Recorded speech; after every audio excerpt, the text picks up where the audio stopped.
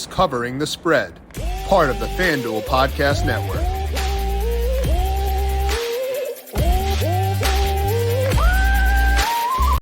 We have got an awesome show on tap for today. Tuesdays in general are going to be pretty fun going forward here in this new daily format for Covering the Spread. Later on, Brandon Gdula will join us to break down the FedEx St. Jude Championship, getting his read on his favorite bets there, but also Pitching Ninja, Rob Friedman joining us for the first time for today. He'll be with us every Tuesday breaking down his favorite strikeout props. It is going to be a blast. My name is Jim Sonis. I am a senior writer and analyst for numberFire.com, here with you for today on Covering the Spread. Once again, a daily edition, and I am pumped to bring on our first guest for today. As mentioned, Rob Friedman. You know him from Twitter. He is at Pitching Ninja. You see his gifs everywhere. I tend to drool over them at all times when I am on Twitter. Rob, it is a pleasure, a delight to have you here. How are you doing today?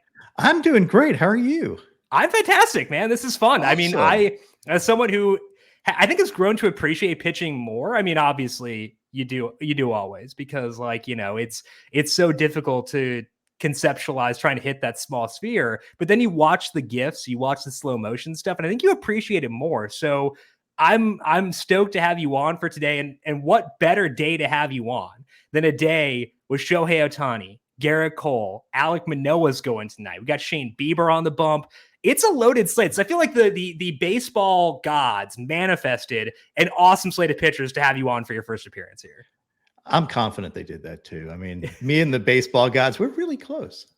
I appreciate that. Well, thank you for the good word. I think that really helped us out here. And hopefully next Tuesday you can run it back. I don't know how much leeway you got here, but I'm counting on you now to spin us out some good slates each and every week. As mentioned, we're going to have Rob here on every Tuesday to break down his favorite strikeout props of the night based on the odds at FanDuel Sportsbook. But Rob, people may not know you as well. What's your background? What got you into what came before becoming Pitching Ninja on Twitter? Oh, dude, you don't want to go back too far, because I started out as a lawyer, like, of all things. Like, I have I practiced law for a number of years.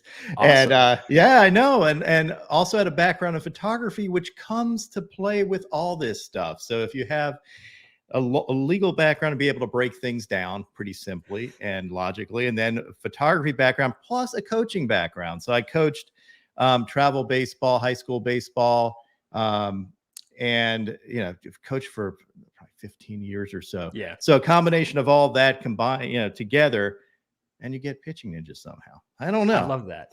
I love that. You got the Pitching Ninja swag behind you as well. You are basically everywhere. You're on Peacock now. You're doing videos for Fox. You're on Nessun. Like, you're pretty much everywhere. And it's awesome to get that high level analysis. And I think appreciation of pitching, because like I said, it's such a difficult craft to accomplish. But like I said, you're here to talk some strikeout props. So let's open up the board to you, Rob. We got 16 games technically today, because there's a doubleheader too. So you got a lot of games to choose from. What was your favorite strikeout prop on the board over at FanDuel Sportsbook for today? So to me, I was looking at, there are a few guys that have done really well for me over the past at least few weeks. Braxton Garrett has been on fire, and I think he flies under the radar for a lot of folks. So I had him, I believe it's 7 Ks or more. I kind of like that one. Ooh. Charlie Morton is going again today. Again, not a huge name outside Atlanta. I'm in Atlanta. But he racks up the Ks when he's going well too. And I think he's dialed in his curveball. And I expect a big game out of him as well. So I had him for 8 Ks or more. And then Shohei, who was on fire, I mean, with 10 Ks every outing up until, his last one. And he is, I like him for 9 Ks or more. I think he's going to get back in the swing of things. And don't go against the tide. I mean, the guy's been on fire. I expect him to have another big game. I was on Ohtani's over last week, and, it was disappointing, obviously, because he was cruising early on. And then it seemed like that forearm fatigue set in around the 6th inning or so. When you look at the numbers behind that start, personally, I am okay being high on Ohtani for tonight, because his velocity, although it was down, was still very good because he's Ohtani. And I think, to me, Rod, the biggest thing in terms of confidence in Ohtani was the fact that the Angels said beforehand, like early Monday, he was their scheduled starter. And that, to me, says they had no concerns about his health. Do you have any concerns around Ohtani? Because I don't. I want to ask you, though, because you are better at this stuff than I am. Do you have any concerns around any lingering issues in that forearm? I don't on his forearm, but generally I always worried about him wearing down because he does so much. Right. And he's been such a money pitcher, like just on fire. Was on a stretch where he's the arguably the best pitcher in the game for a little bit. And I always worry about that, but he always seems to rise to the occasion too. So I love watching him. I think like every night when Ohtani pitches, it becomes Ohtani night just in general. Either people somehow not liking him because everybody always talks about him, or everybody else liking him going, oh my God, how does this guy do that? So it ends up creating a lot of conversation. It's always fun for me. Like I'm in the middle of it. I just highlight pitchers. Doesn't matter. Anybody doing well, they're going to get highlighted. He happens to do well a lot. He does happen to do well a lot. You're going to get talked about when you're the best player on the planet. Like that's just going to happen for sure. Now I want to go back to Braxton Garrett because you talked about him, and I almost had him as mine for today as well. The alt market you had 7+ strikeouts for Braxton Garrett. That's plus 240 at FanDuel Sportsbook. I actually have him projected at 6.7 tonight, and I thought that was high. So I feel really good with you coming in and taking the alt market at 7+. What makes Garrett so filthy? It's 11 start sample. I mean, he's had good numbers. This is not a small sample anymore. Part of it's good matchups, but like he's got a good matchup tonight too. He does. And to me, it's been his slider. Like he's figured it out. He throws it and it is a filthy pitch. Like objectively, it looks like his fastball. It ends up out of the zone. He gets a lot of swings and misses on it. And I think he's just figured out who he is. And when you do that, you may just take that jump into the next level. And he's one of those guys that I've seen a lot of really good things from that people aren't talking about. I don't know that a lot of people are having the conversation we're having right now about Braxton Garrett. Right. But I've noticed that, and I was going to call it out last start. Like, I just think he's flying under the radar. I do too. And I actually like him for daily fantasy tonight too. He's 83 or 8. I think he's 83 on FanDuel for tonight. I think he's actually pretty good. And like the Phillies offense hit a lot better right now, but they're still striking out. So Braxton Garrett's pretty fun. So I like that list, Rob. I want to get your feedback on my favorite strikeout prop for tonight. And that's Alex Cobb. He is at plus 108 to go over 4.5 strikeouts at FanDuel Sportsbook. And the matchup here stinks. I'm not going to lie. He's facing the Padres. That's not fun. I know that things have not gone great post-trade, but like it ain't fun to face Juan Soto and his little wiggle. So I don't want to do this, but I think the number's pretty encouraging. So I want to get your feedback on this. What's your read on Alex Cobb over 4.5 against the Padres for tonight? I hadn't looked at that until a few minutes ago. And I was like, really? That's the number on Cobb? Because I expect him to be higher than that too. The Padres lineup's tough, obviously, and adding Soto with his great at bats, like he can stretch out any pitcher, great eye. That's problem. But I think Cobb's another one of those guys who is underperforming as far as actual performance at the beginning of the year, but his expected performance is looking at expected stats was really good. And now he's starting to live up to that, which is what you would expect, pardon the pun, as somebody who follows all this stuff. So to me, he's figured out that backdoor two-seamer, and his splitter's been nasty. Like, I like that number. I like that pick. I think he did a great job. I'd go for it too.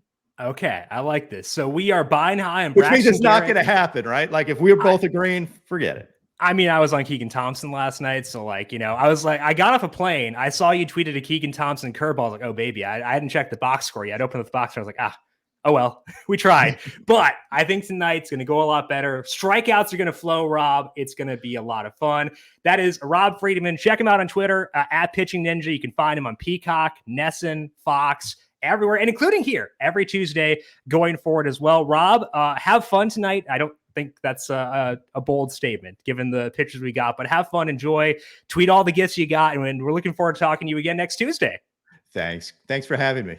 Appreciate it. That is Rob Friedman. Once again, you can find him on Twitter at Pitching Ninja. Just a delight to have these conversations and just gush over some really fun pitches every Tuesday. And what better way to start things off than with a Shohei Ohtani slate for tonight. We're into Brandon Gdula in just a second to preview this week's FedEx St. Jude Championship from a betting perspective. Get his read on the best bets for the first leg of the FedEx Cup playoffs. But first, the NFL Week 1 odds are out now. And now's the time to try FanDuel Sportsbook if you haven't already. Get in on the action early this season to help get you started. New FanDuel Sportsbook customers can get a no-sweat first bet up to $1,000. Think your favorite team is making the playoffs? Who's your dark horse to win the rushing title? Odds for that and more are available on the FanDuel Sportsbook app. Just sign up, place your first bet, and FanDuel will give you up to $1,000 back and free bets if you don't win. There is no better place to get ready for the football season than on FanDuel, America's #1 sportsbook and official sports betting partner of the NFL. Must be 21 plus and present in select states. First online real money wager only. Refund issued as non-withdrawable free bets that expire 14 days after receipt. Restrictions apply. See terms at sportsbook.fanduel.com. Gambling problem? Call 1-800-GAMBLER or visit fanduel.com/RG. In Arizona, call 1-800-NEXT-STEP or text NEXT STEP to 53342. In Connecticut, 1-888-789-7777 or visit ccpg.org/chat. In Louisiana, 1-877-770-STOP. In New York, 1-877-8-HOPE-NY or text HOPE-NY. In Tennessee, call the Red Line at 1-800-889-9789. In Wyoming, 1-800-522-4700. Or in West Virginia, 1-800-GAMBLER.net. It is time to preview the first leg of the FedEx Cup playoffs, and who better to do that than our friend here on the show, Brandon Gdula. You've heard him on here on Covering the Spread before, talking about majors, breaking down his favorite bets there. So, Brandon, welcome to the new Covering the Spread. How you doing today? I'm good. I like the new setup. I like that it's moving to a daily format. That way I can come on and talk more about golf more frequently. I always love coming on. I know that we go way back with our podcasts that are centered on daily fantasy, but all of most of our betting talk is just contained in our Slack channel. So now it's good to do it in podcast form. Me tilting about Tom Hoagie or Patrick can't play, that's typically what the Slack conversation is. So happy to have this being a more public-facing thing. Brandon Gdula, of course, is on Twitter at Gdula13. He is the senior managing editor of numberFire.com and my co-host over on the Heat Check Fantasy Podcast, breaking down daily fantasy golf on a weekly basis. Okay, coming up this week is the FedEx St. Jude Championship, and as mentioned, it is the first leg of the FedEx Cup playoffs. And Brandon, that does change things in a way in terms of the mentality golfers may have, but does the fact this is during the FedEx Cup playoffs alter your approach to betting at all? So just to clarify here, what I think what Jim's getting at is that we have the top 125 golfers in the FedEx Cup standings, and to advance, it's a 3-week playoff, but it's not aggregate. It's after this week, the top 70 in the FedEx Cup playoffs get to advance, and so you would think that golfers positioned 71st to 125th have some extra motivation, and I'm sure that they do. However, it has not necessarily panned out into results. Since 2019, since the FedEx Cup playoffs have switched to a 3-week format instead of 4, we have not seen a golfer move from outside the top 70 to inside the top 70, and I had to try to that seems wrong because I feel like I would have remembered that better. Yeah.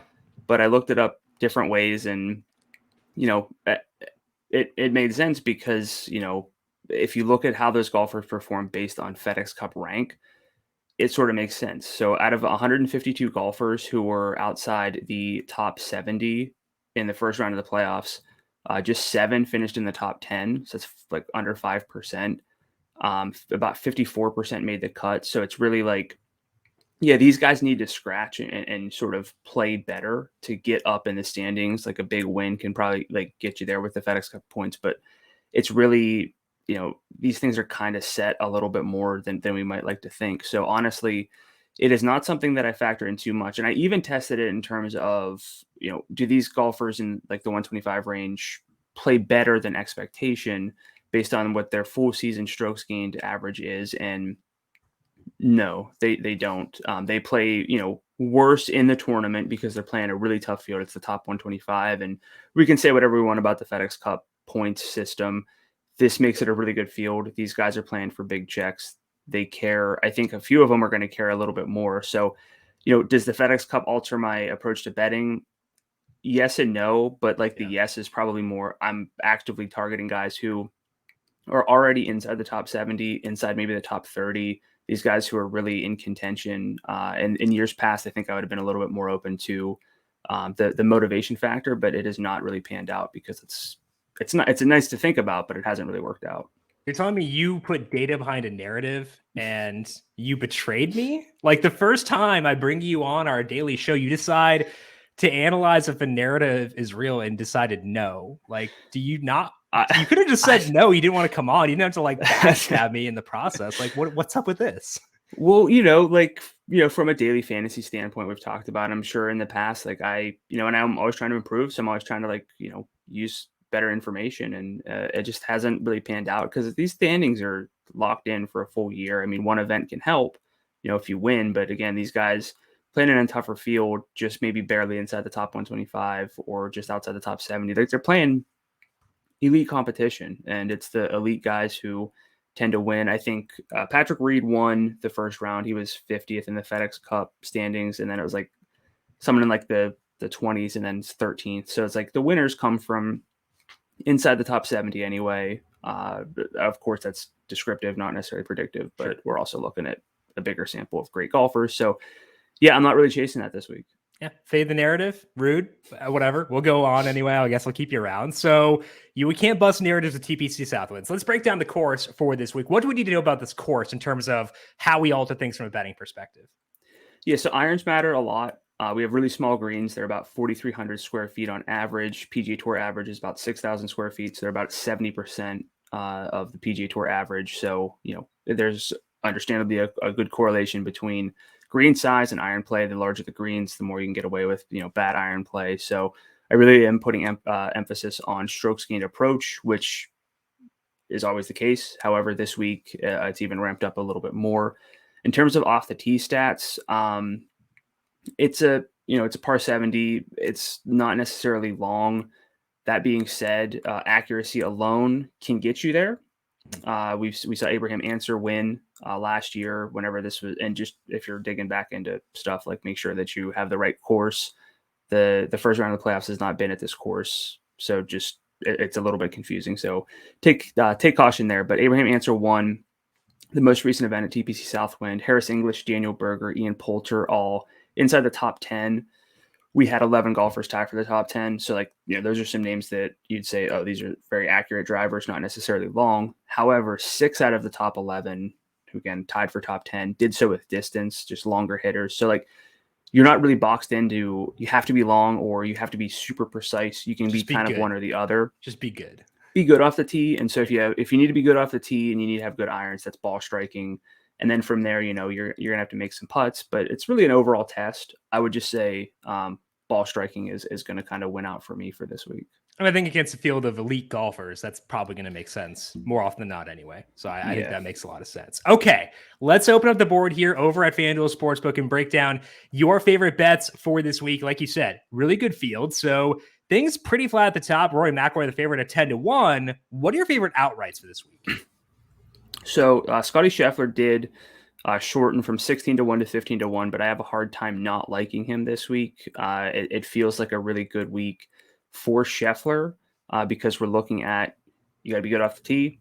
If you can gain distance, which Scheffler can, that can be a plus. We know that Scheffler's a great iron player. We know that he's a great putter. We know that he plays well in these tough events, tough fields. So for me, Scheffler is intriguing. He's got 2 top 15 results at TPC Southwind over the past 2 years, despite losing strokes from putting. So I didn't do the math, but he's got to be one of the leaders in strokes gained tee to green at this course in that span.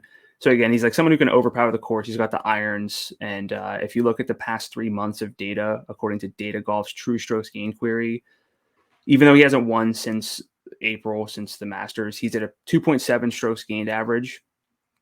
Rory McIlroy, the favorite, as you mentioned, 10-1. He's at a 2.79, so not that big of a gap there. And then nobody else is above a 2.23. So I think that Scheffler is probably a little bit forgotten about. It was made more sense before he shortened a little bit, but I think that Scheffler is standing out to me. Also, Matt Fitzpatrick at 20-1. Fitz has once gained 10 strokes putting on these greens. He's very, very, very good on Bermuda. We know that he's gained distance off the tee while retaining some accuracy, which not everyone can do. He's a plus iron player. And I mentioned that 2.23 number.